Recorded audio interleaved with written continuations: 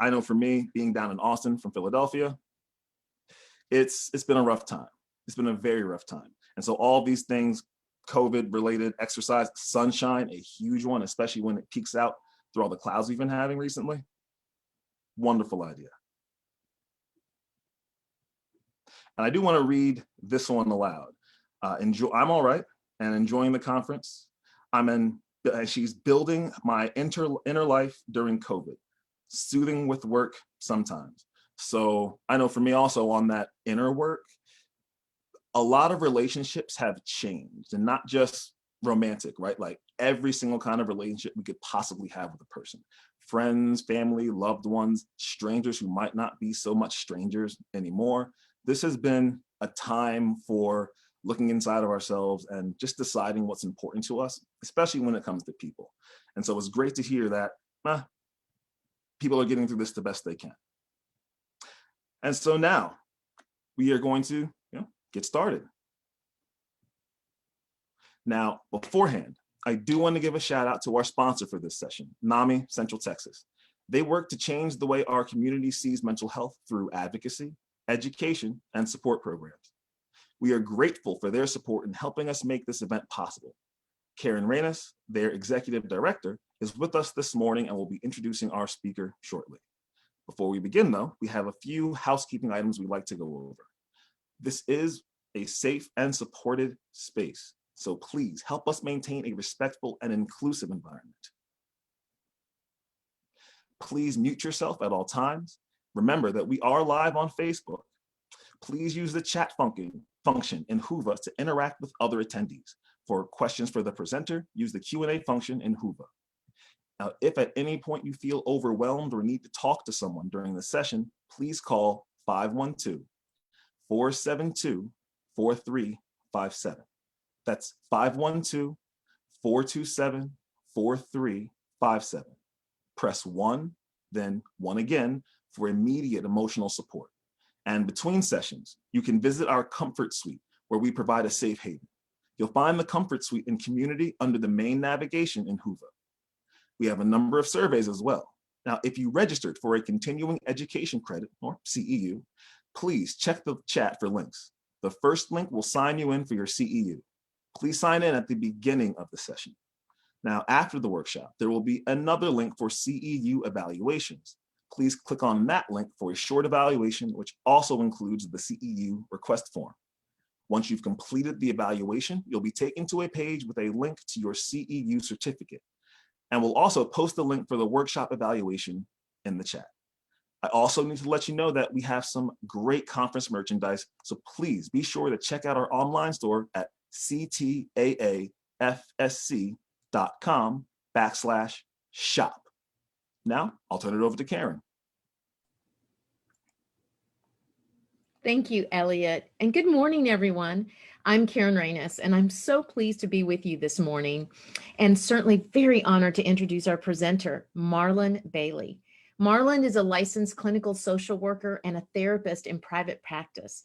He holds a Master of Science in Social Work and is a doctoral graduate student in the Counseling Psychology program at the University of Texas at Austin. Now, sit back and let's enjoy the presentation. Elliot and Marlon will be back after the presentation for a live Q&A. I hope you have a great conference.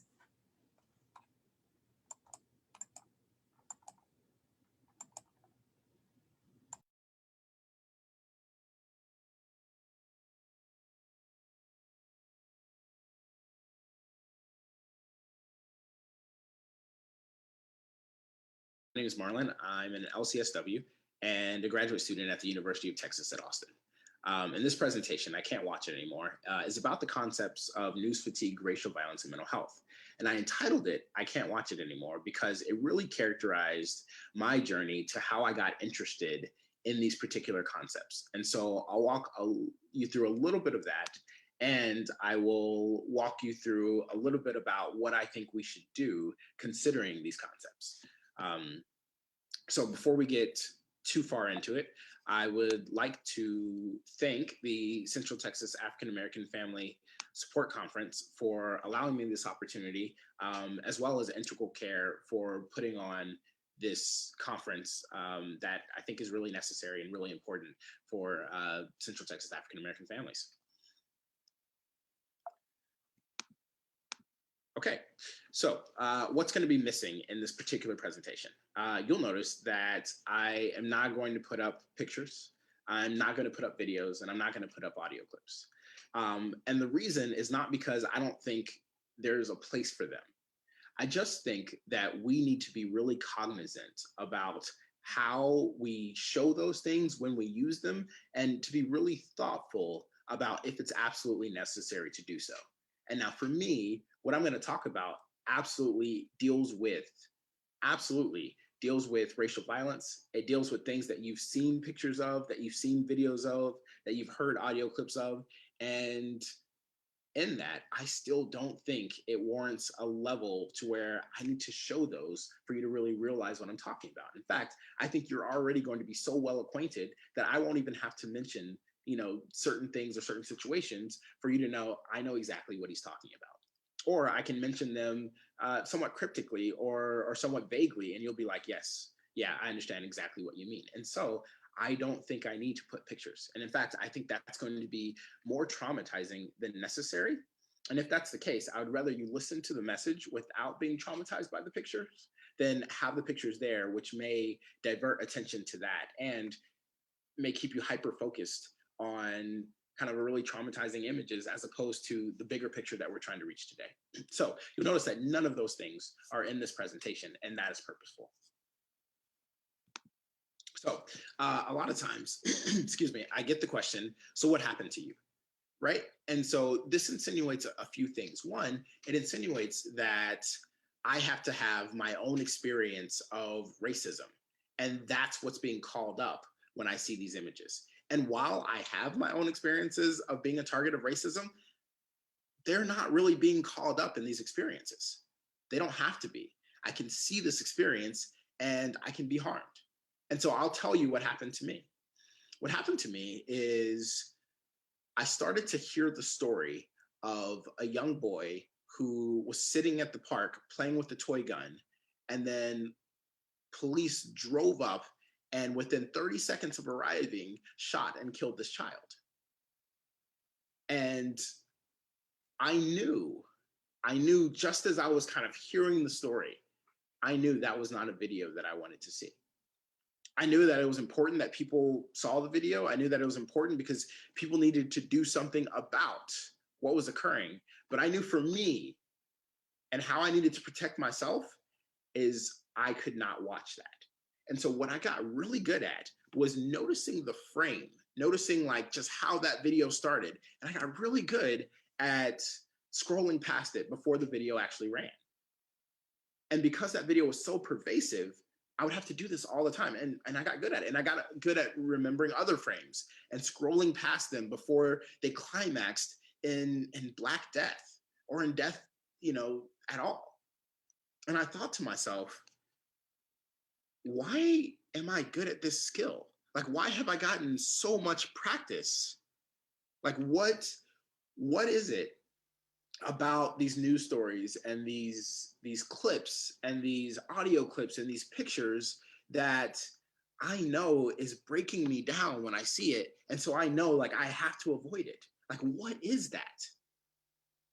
And so I started looking into a concept of news fatigue. And news fatigue is the feeling of being worn out or exhausted by overwhelming news. Probably a more specific breakdown is when the intake of information overwhelms an individual's capacity to store and appropriately use the content, right? So let me dive into that just a little bit. At some point, you need the news, right? At some point, it helps you navigate life. It helps you know, like, at least, which road to avoid on your way home. It helps you know, it is helpful. You can integrate that information and you can make plans to better your life, to do things. But at some point, it becomes so much that it is no longer helping you to make plans. It is no longer helping you to stay safe. It's no longer helping you to analyze and create an understanding of what's going on in your life. It is just bombarding you, and it is just overwhelming your capacity to appropriately use that, right? And so I think about let's say sports, and let's say you have a football play, and that football play stops, and they run the replay. And what they're doing is they have some kind of analysis, and they're saying like, oh, well, if you'll take a look, and they might even draw it on the screen, right? They'll be like, oh, if you take a look right here, you can see where the holding happened, whatever, right? That's not what's happening here at some point. What's happening is they're just showing it, and there's no more analysis that I need to do. There's no more analysis that needs to happen. It's just hurting because I'm watching somebody die. I'm watching somebody get hurt. I'm watching somebody be mistreated. And that's this concept of news fatigue. So I want to expand it, right? Because where my research and what I'm thinking about is definitely racial violence. News fatigue can happen in, a wide range of content, right? So like the pandemic can create overwhelming news, and the election could create overwhelming news. I'll give you an example. I remember, watching the news up to the election and then just thinking like, oh man, I'm so happy that this election is coming, because for better or worse, then it will be less in the news, I thought, right? It will be less in the news. And then the next day, it wasn't over. And I assumed that it wasn't going to be over, but I figured like 2 days we'd have this thing wrapped up. But that was just not the case. And I remember watching the news and literally watching nothing happen on the news, them going over the same numbers, just waiting on a pool of votes to come in. And those pool of votes would come in at like 3 a.m. when like the exact time I wasn't watching, and I would wake up to new votes, in which case I should have just like gone on about my life, gone to bed, woke up, and then looked at it then, and then like moved on without my life. But I didn't. I kept like watching it, just hoping that something would come in and like some votes would come in. And I realized like I have a gambling problem, like right, because that's how gambling works. You just like you're hoping like at some point your score comes in, and that's what I was like. At some point they're gonna give me a real. Anyway, point is, news fatigue, overwhelming news. It is not only a thing that can affect you, but it's a thing that can be really hard to turn off. And so, yes, like racial violence can be overwhelming, also really hard to turn off. And then you have your local news, and then you have everything else. And all of these things alone, as well as all of these things together, can make, overwhelming news overwhelming, right? It's like literally I have down there at the corner, like enough for anyone, like too much. And so, again, the thing that I focus on is racial violence, but I want you to think about this in like broader concepts that like news about anything can create news fatigue. And so here's where racial violence connects to the other concept that we're going to talk about today, which is race-related stress, right? So race-related stress is the stress individuals feel from typical experiences of racism. Easy. But the concept I want to think about here is more about vicarious racism. And so that's the vicarious experience of racism occurs when someone hears, sees, or is somehow exposed to another's experience of racism. And that's where news fatigue comes in. That's where seeing these racist events, these racist incidents on the news, on social media, hearing about them on the radio, hearing the cries of victims, like all of that, that's where this falls. It's not necessarily happening to me, but I'm watching it and I'm experiencing it vicariously, and it's creating for me this race-related stress. It's creating for me like this weight that I'm not really sure what to do with. And so here's where we think these concepts combine. And here's what like I'm hypothesizing, if you will, that the more news that someone watches, so students who watch more news will report more fatigue. And students who report more news fatigue will report experiencing higher race-related stress. Like that's what we think is going to happen. And so what's the point of this, right? It's like, okay, got race-related stress, got news fatigue. Like why do I need to be concerned? Like, why is this concerning? I'm going to tell you. is because race-related stress can have really deleterious or really harmful outcomes. And I want to show you these on the next slide when we talk about the concept of mental health, right? I'm not going to read you that long definition of mental health because mental health generally is exactly what you think it is. But if you'd like to, it is there. Now, I want to focus on the right side of the screen. Outcomes of increased race-related stress on mental health. We got hopelessness, less life satisfaction, depression, anxiety, frustration, shock, anger, disappointment, resentment, and fear. That's a long list of things that, like, given the choice, you'd be like, no, I'm good. Like, yeah, I don't want that, right? And these are associated with race-related stress. And if news fatigue is increasing race-related stress, then we need to do something about all of these concepts. We need to do something to defend ourselves, something to help understand, something to help conceptualize, something to figure out, like, what do we do? How do we save ourselves from this myriad of things that generally we don't want,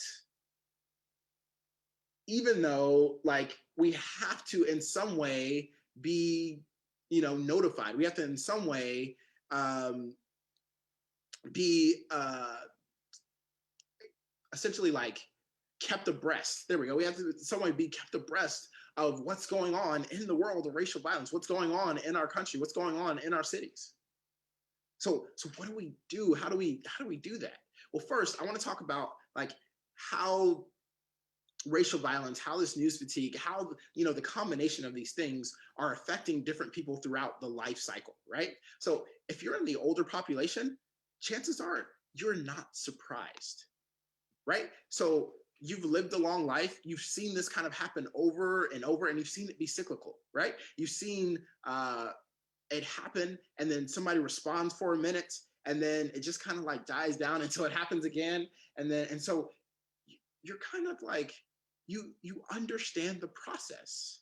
It's like when it happens, it's not that it doesn't hurt, but it's not surprising because you've lived long enough to see this, right? You've lived long enough to see it happen again and again. And you've lived long enough to see it happen, to see people respond, to see it kind of die down and then bring it right back up. But nothing, like, there has not been systemic change.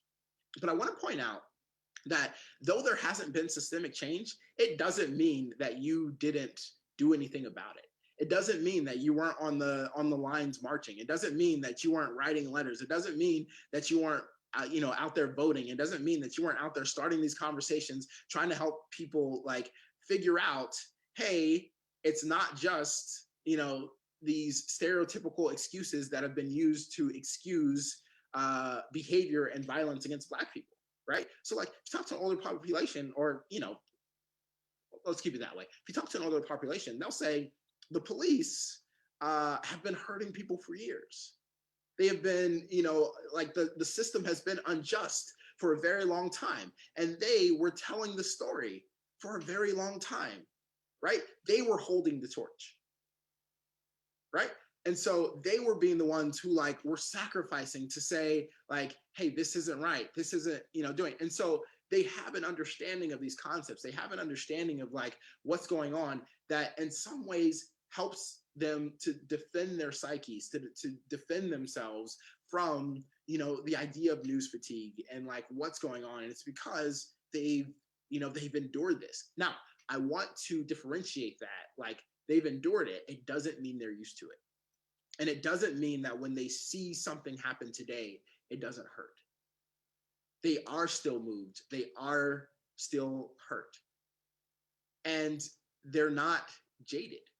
They're not like, it's not like, oh, well, that's not how the older population is. But a lot of times, that's how people assume the older population is. And they assume it doesn't hurt them because it's not the same as, like, the fire hoses and dogs.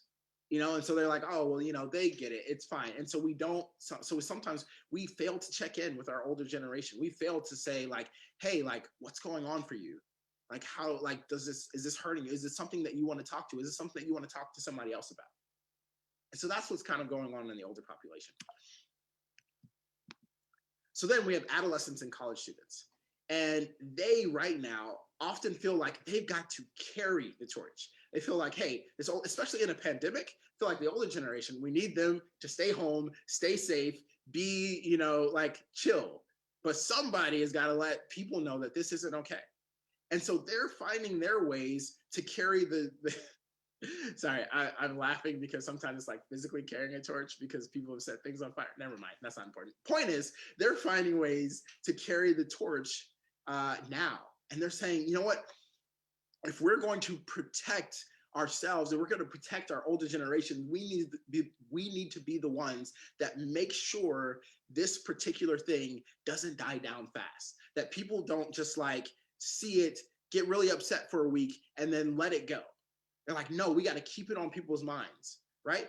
This generation is really also very busy, right? And because they're busy, people think like, oh, well, you're just moving and shaking and like it doesn't affect you. And that's not really true. Adolescents and college students are possibly the most at risk for both the violence, right? The violence, racial violence to happen against them, right? Because if you're young and Black, you're often, seen as a threat or things like that. So they're at risk for the violence, but they're also probably most at risk for news fatigue, race-related stress, and the mental health outcomes. And the reason why is because they are probably the most subjected to social media, the most subjected to news, right?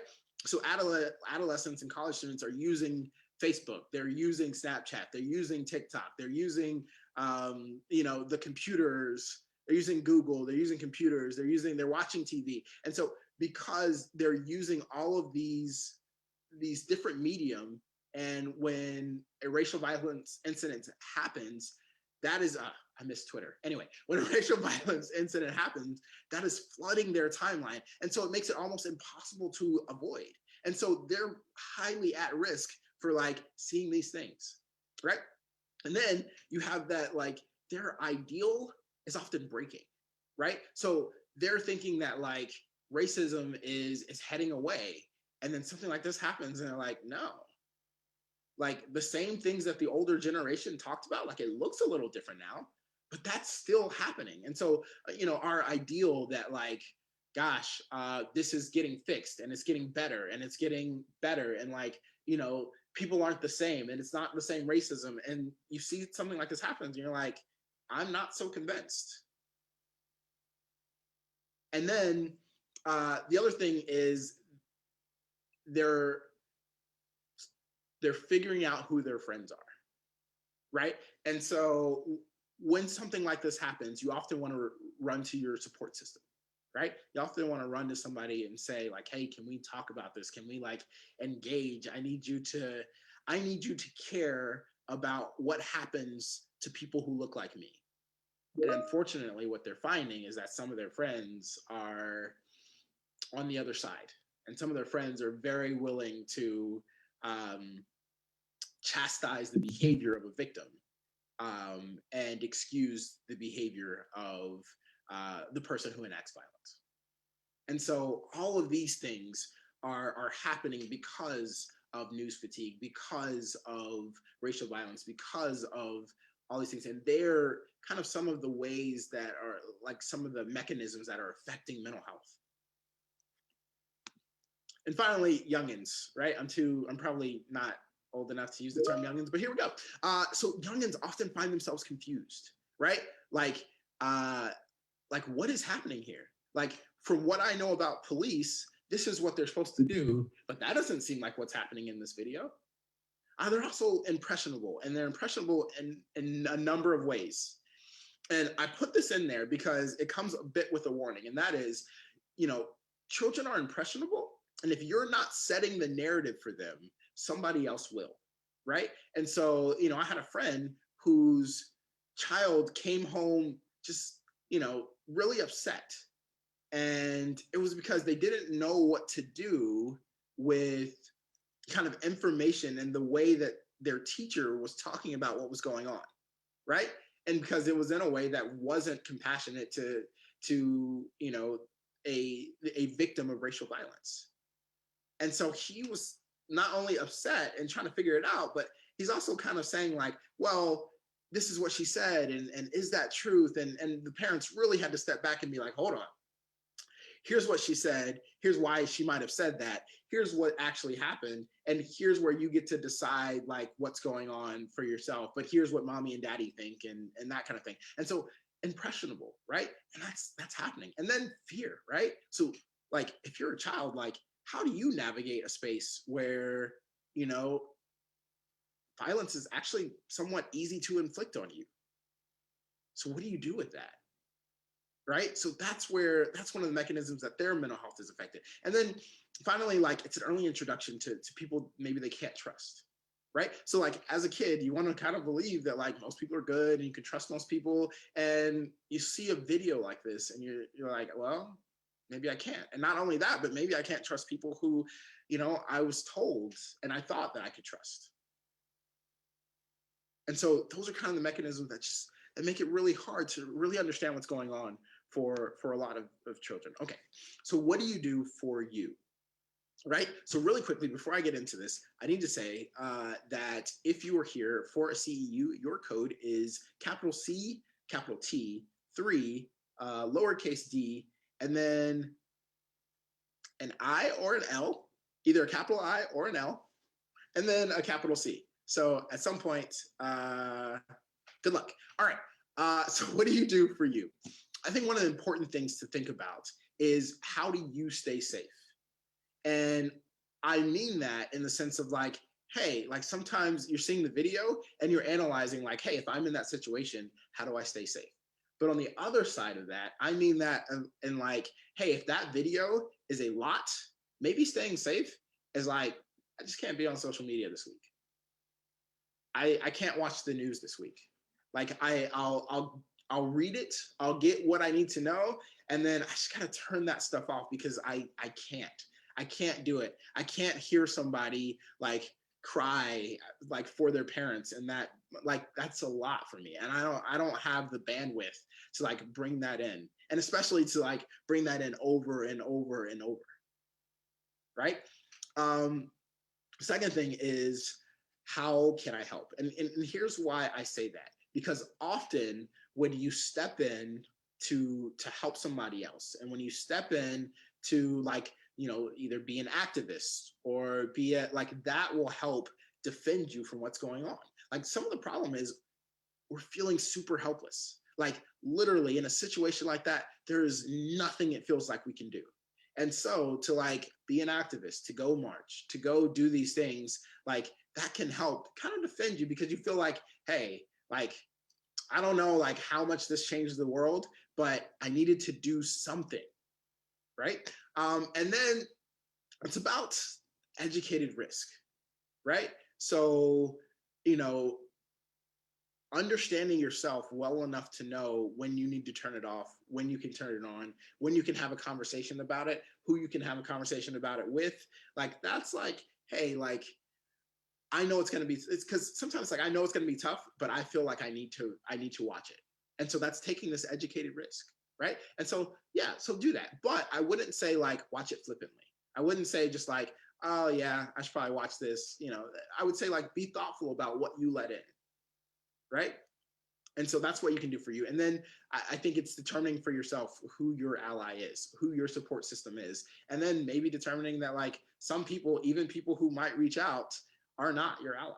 And they aren't, you know, someone who's for you. And they aren't someone who you feel comfortable like sharing with. And so finding that. And I think like some of that happens on social media where you see some people post in a way that's like, okay, I know that you're not a person who is going to be good to converse about this. And like, as much as like sometimes I would argue with you about things, like this feels so black and white that I don't even understand how you don't get it. And so maybe that person's not your ally in this particular realm. And like maybe there's a day when you have a conversation about it, but maybe right now that doesn't feel like where you are.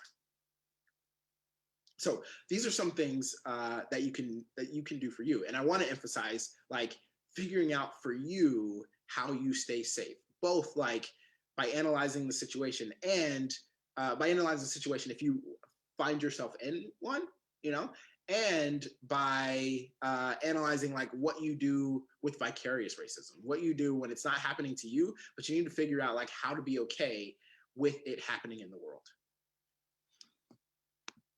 And then what do you do for young people? First, have the conversation. I meet a lot of parents who are like, oh, well, my kids know nothing about that. And generally, they've all been wrong.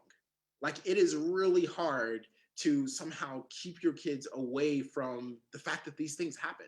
It's so difficult, right? And so, like, as much as you're like, hey, we don't show that on TV, they don't see that here, they go to school, they go outside, like, things are like this are happening in the world, right? And so finally, set the expectation, right? So set what they can expect, which is that, you know what, they can't trust everyone, right? It's like sometimes they really do have to like step back and think like, hey, who's going to be safe here? And then finally, set the expectation about how they may find that they can react, right? So you're allowed to be angry. You're allowed to be hurt. You're allowed to cry about something like this. And like, no one should tell you that you're not allowed to do that. No one should tell you that like, oh, this person deserved this or things like that. And so you don't get to be sad. Like, that's not true. But sometimes that's the message that kids get. And then finally, like, not finally, there's clearly another point. How should they respond when others react differently, right? So you're gonna come up to people who, you know, are not compassionate and don't agree with you, and you get to respond in a way like you can speak your mind, you can have a voice in that, or you can decide not to engage. And both of those are okay depending on like how you feel and what feels safe for you. And then finally, be a place. And what I mean by that is be a place for young kids to be able to come in and say, hey, I need to talk to you about this, right? I need to talk to you about this. I need to, and don't say things like, oh, we don't need to worry about that right now. Because if they're coming to you and saying, I need to talk about this, they're already worried about it, right? Or make a place, right? Like, being a child doesn't mean that you're too young to go to therapy. Doesn't mean that you're too young to talk to somebody. So like, if you're not that place where your kid feels comfortable talking to you, like, make a place for them, especially if you're seeing like acting out behavior or things that indicate they're like, hey, they're just not doing well with this. All right, so here's what I'm not saying. I am not saying stop filming the police. Not saying that. I'm not saying stop sharing these videos. I'm not saying that either. I'm not saying stop discussing this. Not saying that. And the reason I'm not saying that is because I think these are incredibly important things to talk about. And filming is one of the reasons why we're even starting the conversation, right? It used to be that like police were just, gosh, unequivocally given the benefit of the doubt that they were doing, like, whatever they were doing, it was right. And if someone died, it was because they did the wrong thing.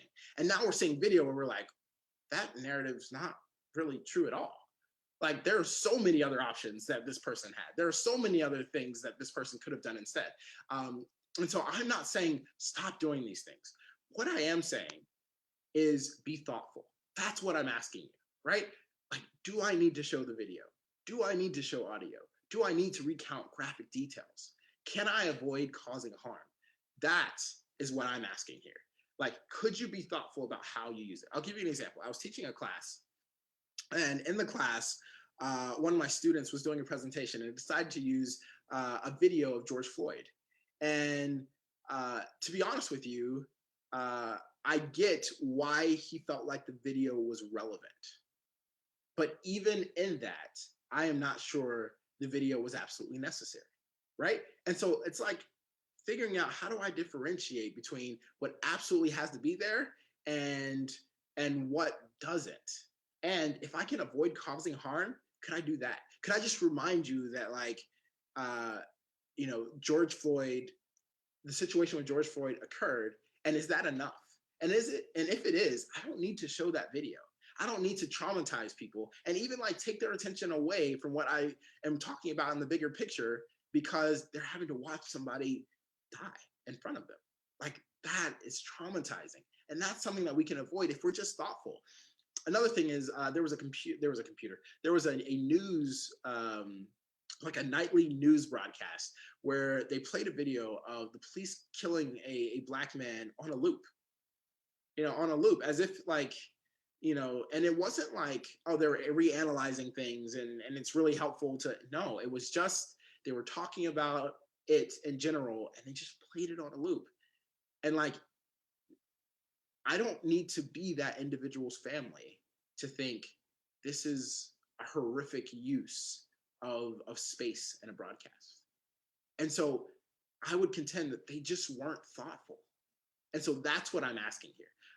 I'm asking you not to ignore these things. I'm not asking you to not say that. I'm just asking you, hey, be thoughtful. Be thoughtful about how you talk about them. Be thoughtful about when you show them, because they can engender this vicarious racism. They can engender this racial-related stress. They can engender this news fatigue, and that's something that we can be thoughtful about preventing. That's my presentation today. Thank you so much. Again, my name is Marlon Bailey. These are kind of my credentials in a way, and this is a way that you can contact me. Thank you so much for hanging around. Provided everything works out, during the question and answer period, I want to give you a little bit of insight into the actual results of the research that I've been doing. So hang around for that. And then obviously I'm going to answer some questions, but I also want to ask you all some questions about your experiences with these things. So please head to the WOVA, I think that's right, and we'll talk there. Thank you so much.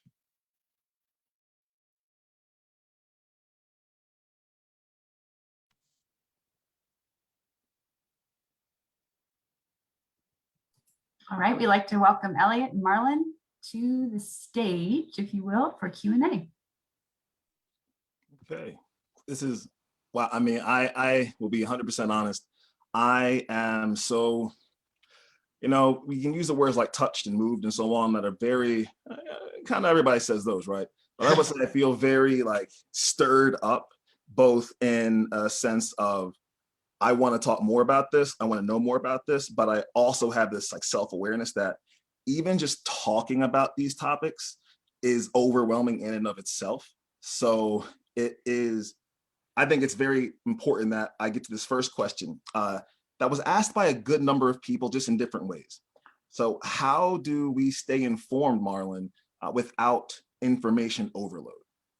Man, I think it's balance, honestly. It is finding where that level for you is, because I'll be the first to tell you, like, I want to know when these things are happening in the world, and then like it gets to a point where I'm like, okay, I need to I know generally, and now I need to turn this off, or I need to do something else, or I need to like engage in these like self-care activities that like give me some space from like what's happening in the bigger part of the real world, or just like the violence that's happening, so that I can feel a little bit separate from it. So I can feel a little bit of a reprieve that like I need to like engage with this all the time. So I think honestly, it's about balance. And honestly, I guess the issue with that is like everyone's gonna have a different balance.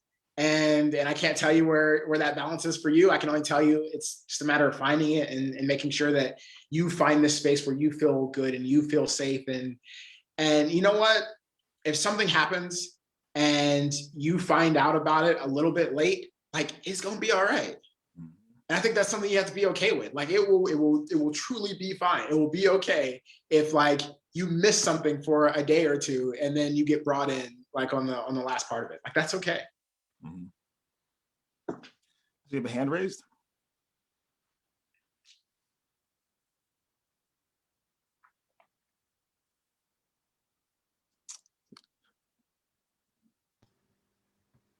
Yeah, we just invited Dennis to share with us. Yes, hello, can you hear me? I can.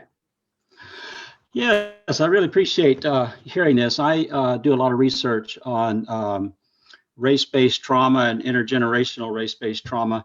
I had a client, I'm a licensed clinical dependency counselor for Travis County Counseling and Educational Services. I had a client recently that an African-American female, young female, and she was afraid to go outside. She was watching these news scenes over and over, and her nervous system was so activated that she was afraid to go. On my side, I don't want to minimize the violence, and I don't want to invalidate her reality. I understand her fear is real. One of the things, I'm very sensitive in terms of or what she was feeling. So I'm just wondering what feedback if you were in my shoes, would you give her? I'm a Caucasian guy, and I don't want to, minimize her reality. I guess there's a part of me wanted her to realize that this is not happening like in her mind, it's happening right now. I can't even leave outside. I mean, of course, the odds or anything can happen. But at the same time, I feel like with this overactive sympathetic nervous system response, in her mind, it's, if I go outside, this is going to happen to me. You understand what I'm saying? It's like she's so triggered and re-traumatized that it's just perpetually playing over and over in her mind. And I just want to find a way to help regulate her nervous system without minimizing her fear. Yeah. Are you following what I'm asking you? Yeah, I think it's a great question, and I appreciate you kind of like digging into that with us. So I would say a number of things. I think like as much as different people respond in different ways to what's going on, like it can feel very real and very dangerous, right? And so like that experience of, man, maybe I don't want to go outside because this may happen to me, can be a very real experience for people. I think what I would do, and obviously like this is just an option, what I would do is I'd probably like have the conversation, allow her to kind of talk through like what it is, what particular traumas like brought this on, where she decided like, hey, I don't want to go out. And then from there, I think we start looking at like, hey, so is there anybody who you feel like is safe? And is there anybody who you feel like is safe that you would go out with?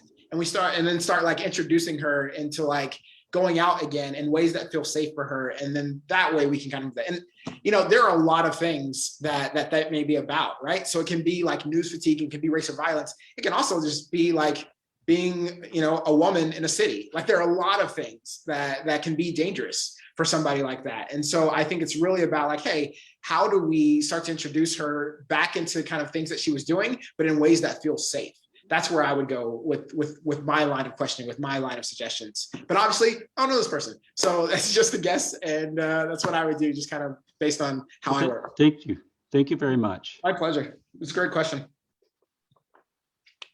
Marlon, I just thank you for everything you just said with that. And I would love to echo your response and suggestions, because in many ways, when I think about this, and especially as a person with lived experience and trauma and so on and so forth, that in essence, I have felt a similar sense of bullying that I felt when I was a teenager, when I was in middle school, so on and so forth, where it gets to the point where I was so scared to just leave the house, because I was 120 billion% sure that the moment I walked outside, my bullies were going to be right there. Or even if it looks safe, if I turn that corner, nope, they're going to be waiting for me right there. I can't go into that classroom, or I have to act out because I know someone's going to say something or do something.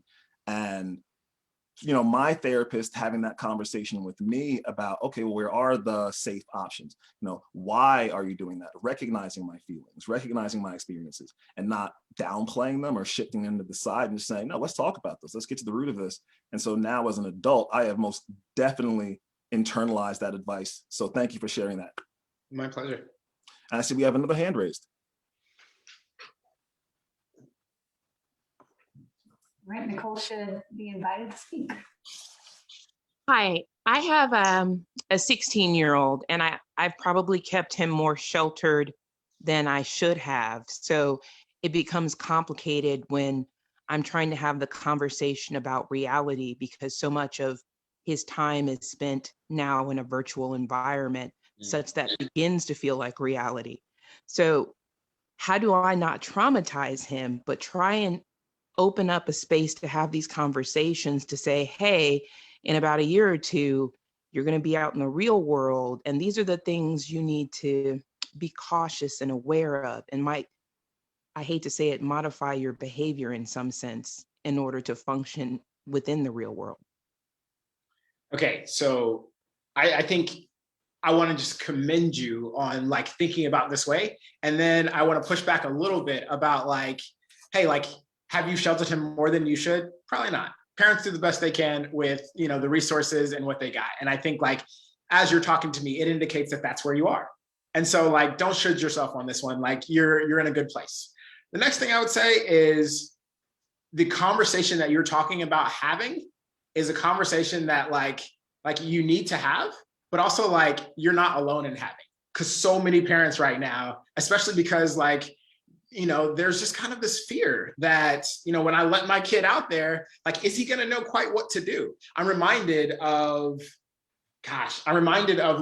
like episodes where they talk about the talk on television and things like that. And that's what it is. It's like, hey, I just want to engage with you on like how you stay safe in these situations. And the thing is, if you don't talk about it, like, you can't guarantee that like they're going to get the right information from the right place, And so as much as it's like, hey, I don't want to traumatize, but also it's like, there's a time and place. Like, there's a time and place to have these conversations. And that doesn't necessarily mean that like, I will say this, I will say it's a calculated risk, right? But if you're a parent, like, it's on you to have that calculated risk. It's on you to say like, hey, I want to step in here and have this conversation. Now, I think one of the things that like really, I guess, parents often press against, like in my experience, is, hey, we're going to sit down one time and you're going to listen to me as I tell you everything you need to know about race relations in America and like why you need to like, and how you need to prepare. And I'm just not sure that's super helpful. What is helpful though is, hey, can we open a conversation about this, right? Something that we're going to be revisiting a lot. And not only like revisiting like because these like traumatic experiences happen, even though I want to be a place where you can visit for those, but also because like, I want you to understand the history, and a history that we're proud of, a history that like shows progress. And I think like having that conversation in like slow, methodical ways where it's not like, hey, we did it one time. And then, you're just hoping in life that like, your kid retained all the information you gave them at that one time you sat down. It's not as effective as like, hey, like that's something that we generally talk about. And when stuff happens, I say like, hey, what do you think about like what he did there? And like, what do you think the best strategy would be? And like, we have that conversation in a way that where, as things change, we're rehashing like, what's our best strategy in that situation? And I think that's the thing. I think like having it be a progressive conversation, having it be a conversation that evolves with the way that life evolves, I think is really important. And so I think, I don't want to beat a dead horse, but I think you're doing a great job. And I think like having this conversation and like thinking about having this conversation and like spreading it out and like, having it be an evolving conversation, like is really important. And then, like I said, kind of in the presentation, like sometimes it's like, hey, like us talking about this is just really hard for this person. And if you're not that space, and that's okay, make a space. Say like, hey, I don't know that like you want to talk to me about this, but there's this other, person who I know that you like, would you talk to him about that? Or like you have these mentors, would you talk to them about this? Or would you, like make a space for him to be able to like have these conversations somewhere, even if that may not be with you.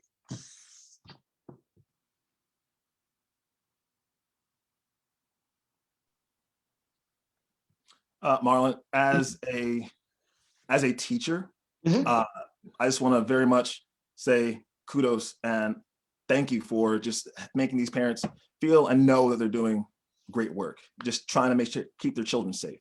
We have another question from our attendees. Mr. Ronald. All right, Ronald, you've been invited.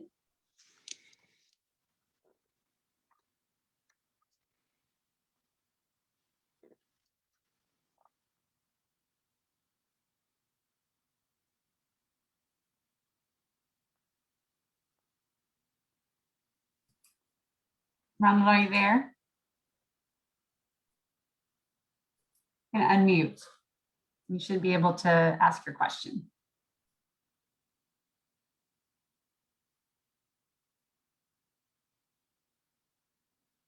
You might have to come back to him. Oh, there he is. Go ahead.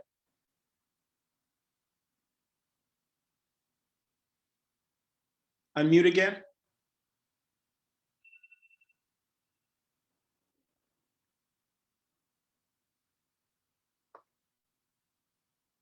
Ooh, we tried. We really did. I don't think my question's coming through, or is it? No, you're with us now. Again, my name is Ron Reed. I'm a parent support specialist with the Austin Independent School District. What I believe is very important here is in logic, the concept of all and the concept of some. All people are human.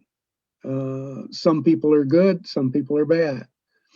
I think when we have these different kinds of instances come up, we have to be very careful that we don't take where something happened somewhere and bring it in as an all statement that that something took place. Obviously, there's things related to racism, very serious violence, etc., that is concerning for everyone. But I think it's important that we make sure that people understand how to explain themselves and explain that the way they reason doesn't make some people are bad, some people are good, doesn't make it all of something in individual cases. How do you feel about that? So thank you for your question. So here's how I would feel about that, I guess. I would say that when it comes to trauma and when it comes to experiencing things or fear, like that's how fear works. Fear works where like something happens that makes us afraid. And because we want to distance ourselves from that possibility, then we might like back away from anything that like might push us or like might put us in a situation. And so like you can say like, oh, well, don't fear all these things. But I think what that ends up doing is belittling someone's experience, right? So like if I have an experience of assault and someone assaults me and I'm like, oh, I don't trust, going outside right now. If I just say like, hey, you're taking your experience and you're generalizing too far to be, all people. And whether that is an accurate, depiction of what I'm doing or not, I'm not sure it's super helpful for me to say that. I think what may be helpful is for me to come down and say, hey, why don't we talk about that experience? And then why don't we talk about like what we need to do next to facilitate healing? And so as much as like I can kind of, I can see where you're going there, I would say like, if I'm in a position like yours, I'm not sure that route it would be the most helpful as much as it would be helpful to come down and say like, hey, let's talk about that experience. Let's talk about why you're feeling these ways. And then let's see where we go from there. But I think it was a good question. Thank you. All right. And next up, we have a question from Anthony Miller.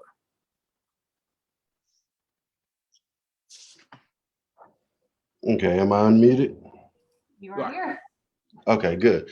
So I work on a crisis team where we go into the community and we kind of meet people where they are and when they're experiencing these depressions. And the vast majority of the people on my team are actually Caucasian. And when we talk about the, the racial disparities that are going on right now, and they approach an individual who's experiencing some of that backlash, they don't really know how to respond. And so my question is, what would you say to individuals who, want to be therapeutic and want to assist the African-American community, but because of the color of their skin and it doesn't match, how do they really identify and relate with that individual in a way that it is therapeutic and that it does help them move through? Man, thank you for the work you do, and then thank you for like asking this question. I feel like in doing so, you're kind of standing in the gap and saying like, hey, I know that we have this issue and I want to help because like obviously like the more you help, the more it helps clients, the more it helps. And so I just appreciate you stepping in there for this. What I think, and my experience as a counselor who did a lot of work with sexual assault survivors for a long time. And like, I found myself in that place where it's like, hey, like I am outside of your experience.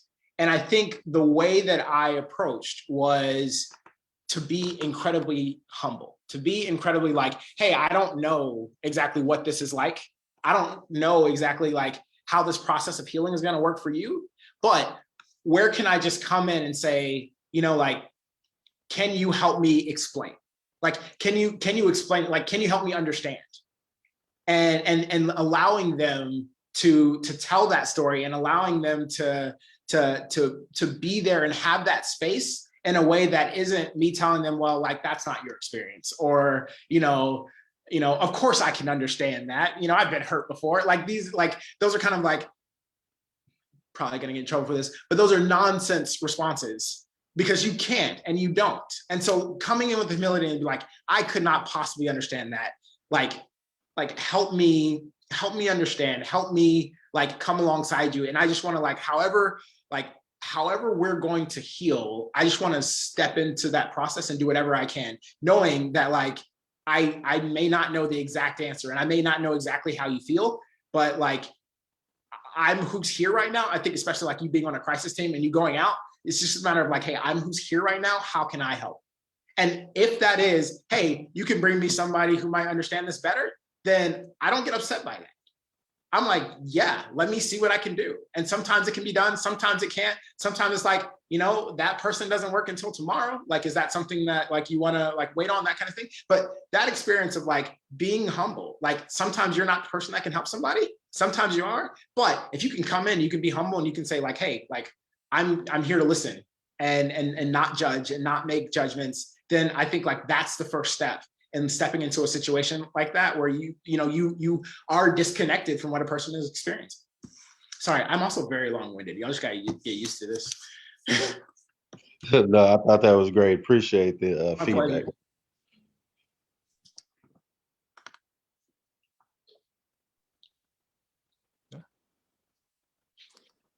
So while we wait for our next hand to be raised, Marlon, there was a very interesting question about interpersonal relationships. Well, I'll say more of a comment on interpersonal relationships, and I would love to hear, your feedback on this.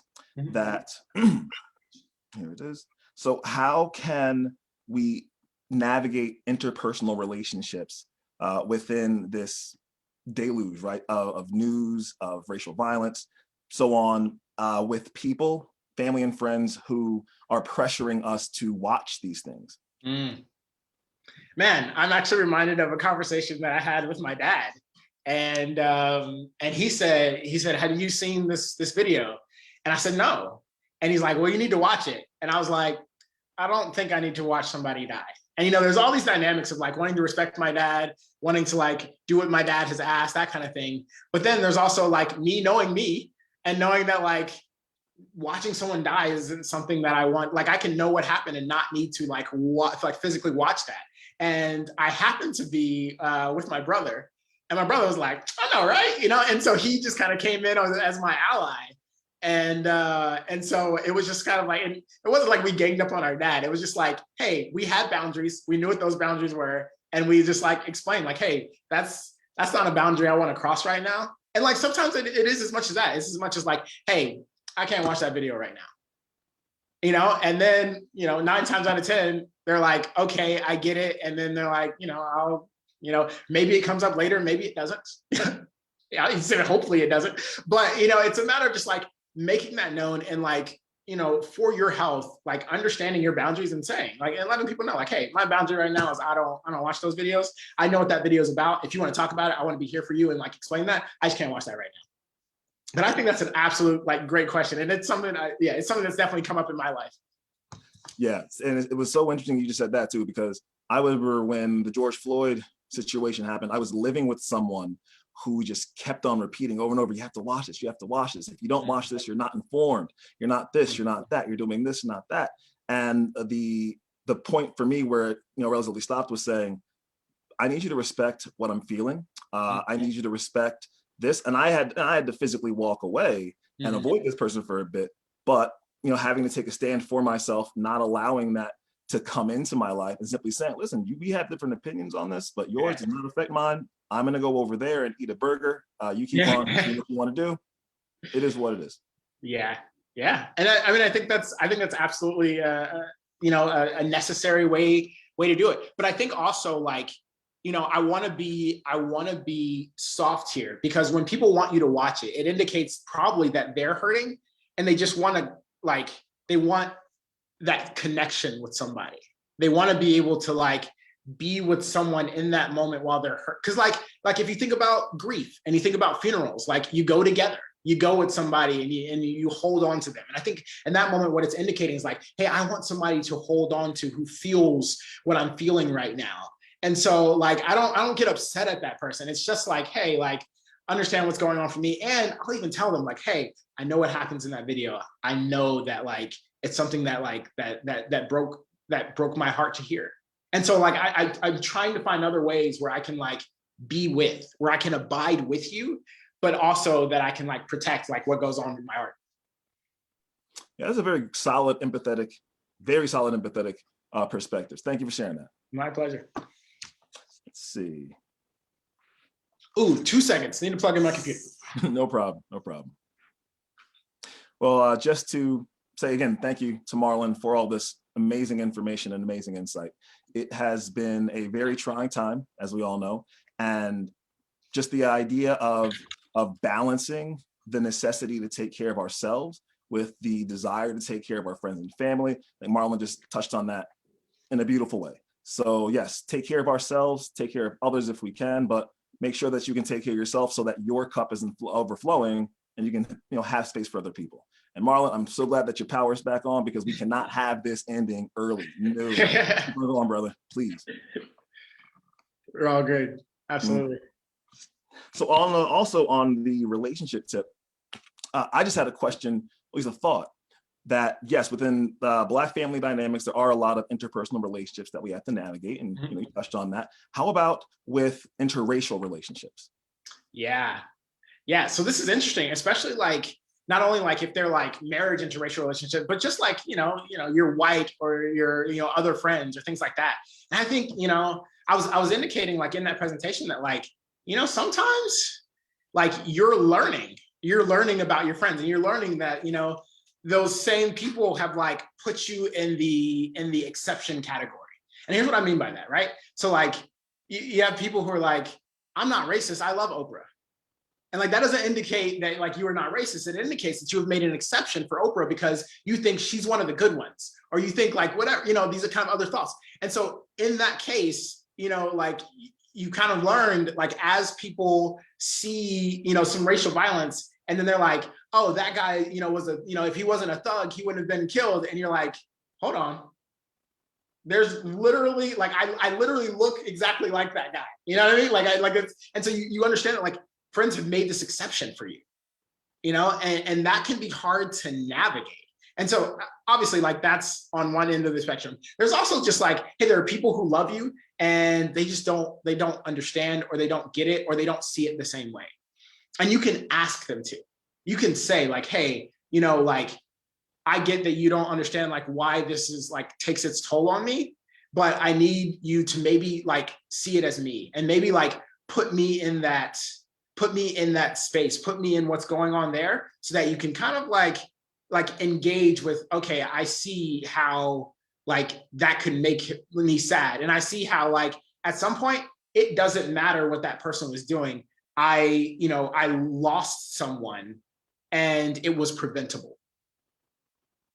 And so I think that's a little bit, there's probably some more nuance. I think there's like a myriad of situations of like interracial relationships that like I could go through, but I just picked two, but there's probably like a number of them, but that's what I went with.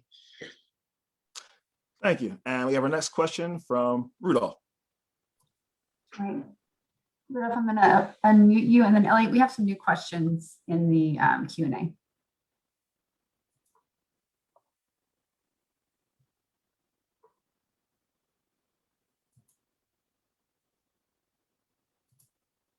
Right. Rudolph, you should be good to go.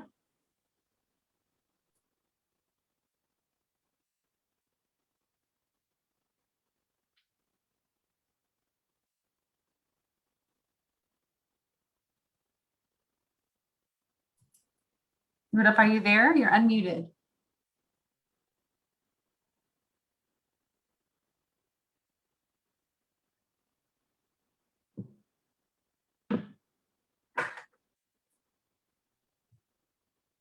Maybe we can come back to him, or he could put his question in the Q&A.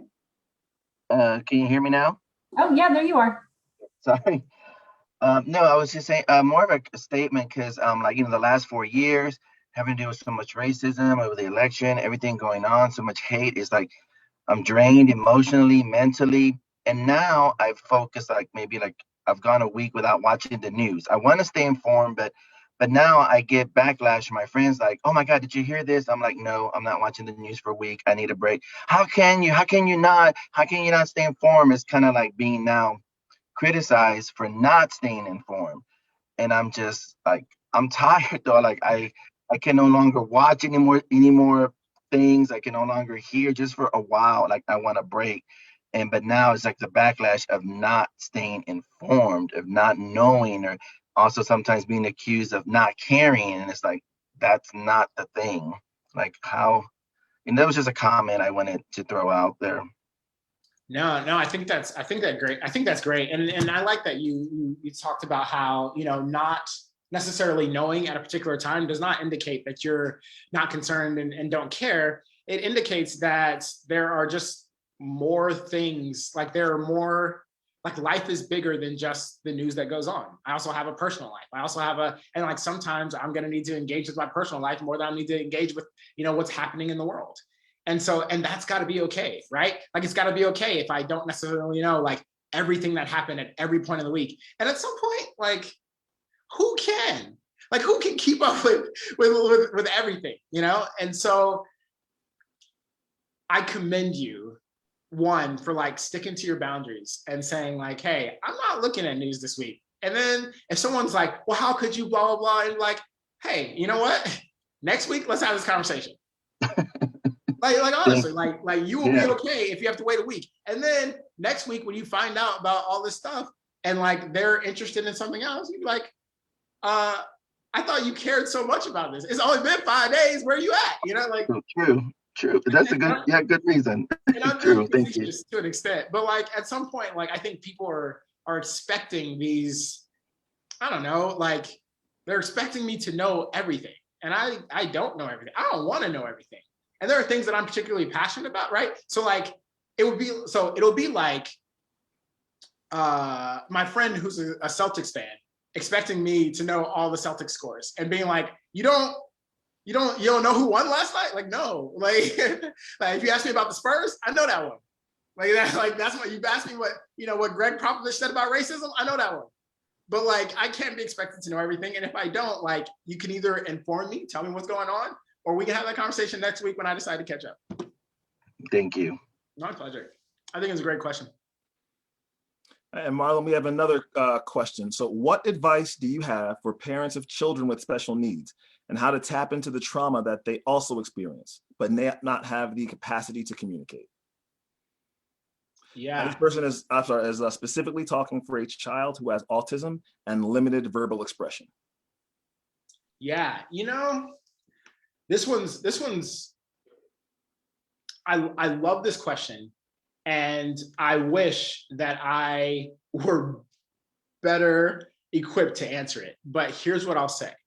I will say there are ways to help people like express themselves in a way that's not verbal, right? And so, sometimes it's a matter of like, hey, can you show me how waves are?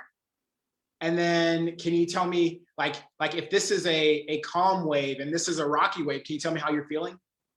And like allowing them to use their arms, allowing them to use these kind of movements to say like, oh, this is really right. So like, can you like tell me what's, can you point to what is making you, or, using the limited verbal communication that they have along with kind of just ways of them like expressing it in different ways. And so I get it. And gosh, I commend you in just really significant ways. And the reason is because I would meet so many people who might, have an experience like this and think, well, they don't know what's going on, or they're not, as engaged, and I love that, like, hey, this person is experiencing this, and like, we need to find a way that they can, to help them communicate, to help them say like, hey, there's something going on for me. So I really appreciate that. And I honestly wish that I was better equipped.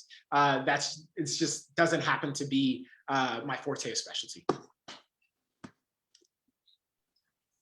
All right. Next up, we have do you think that we have been desensitized with the civil unrest and how it relates to dealing stress? Yes and no. Yes and no.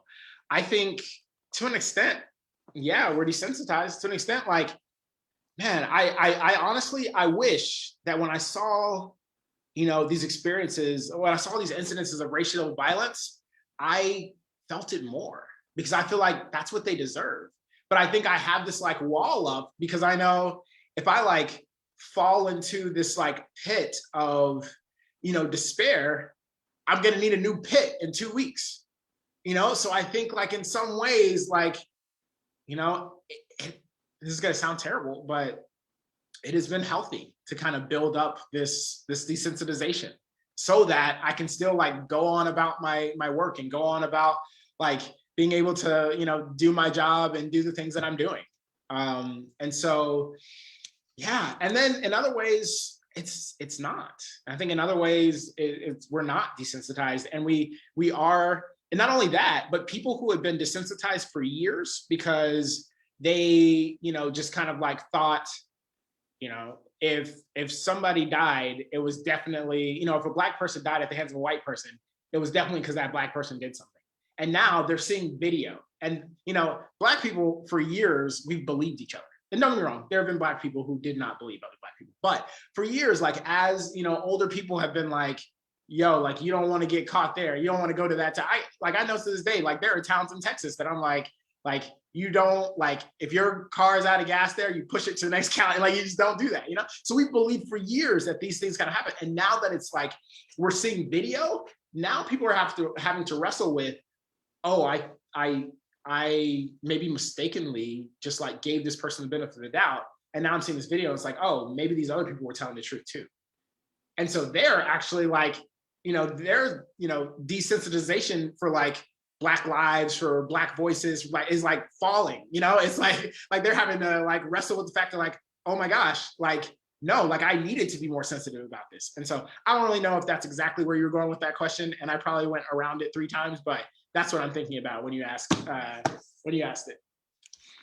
I think that's the appropriate response. I think that's a great answer because one thing that made me think of are also white friends that are downplaying this, so to speak. Like, well, I look on these riot videos or I look on these peaceful protests and I see Black people also like committing violence. I see Black people doing these mean things. So, I mean, I don't really know what to think. Or you have the other side of, oh man, woo, I never knew. And then like there's that outpouring of support or question asking. So it's, what are your thoughts along those lines?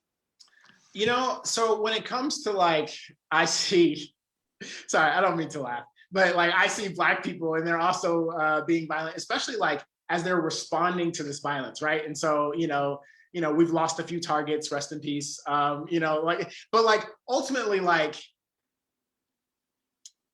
justification wise, and I'm not saying like, oh my gosh, let's take out targets. Not saying that. I'm just saying if you mourned Target more than you mourned like unjust killings of people, your priorities are disordered. We'll use that word. Your priorities are disordered, And so I think there's that for me.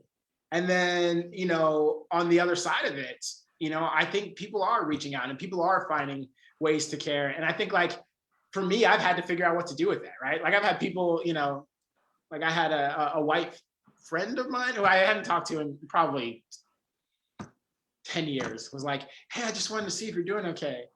And I'm like, how deep, how deep in the Facebook friend list did you go to find me? Like I'm fine, but like if I'm fine in the sense of, I've been engaged with these for years. When you should have checked on me was Oscar Grant. Like that's when you should have checked on me, And so anyway, that's my answer to that question.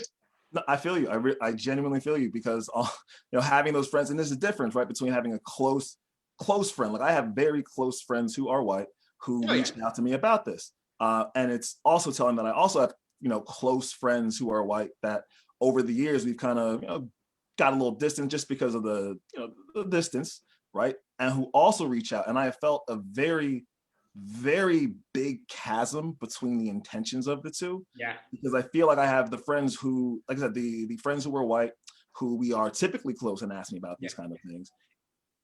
I actually feel love and concern. I feel it's genuine. And that's not to say I don't feel it from the other friends who are white who I haven't been in contact with. It's just more so it feels like they're trying to make up or not really like justify whatever internal work they are trying to process with what you just said about, oh, well, I mean, I doubted this for so long, or I found excuses.